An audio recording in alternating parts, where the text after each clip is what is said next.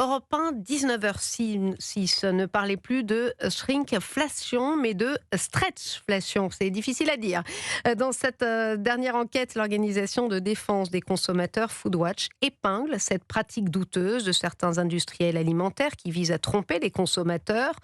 En clair, le format d'un produit augmente de quelques grammes et ce changement s'accompagne d'une forte hausse du prix au kilo.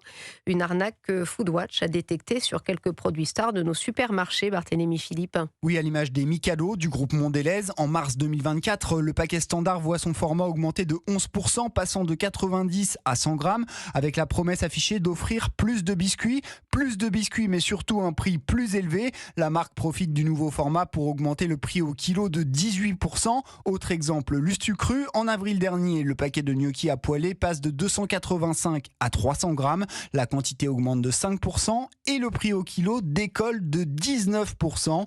La stretchflation est d'autant plus piégeuse que les consommateurs n'y voient que du feu, selon Audrey Maurice, chargée de campagne pour Foodwatch. La stretchflation, c'est une pratique qui est imperceptible puisqu'il faudrait pouvoir suivre l'évolution des formats, des emballages et des prix au kilo d'une semaine à l'autre, d'un mois à l'autre pour être en capacité de les détecter. Les consommateurs sont induits en erreur et se retrouvent face à une nouvelle pratique abusive pour laquelle ils ne peuvent quasiment rien. Contactés par Foodwatch, les marques répondent, mais la plupart font porter le chapeau aux distributeurs en rappelant qu'ils restent maîtres de la fixation des prix aux consommateurs.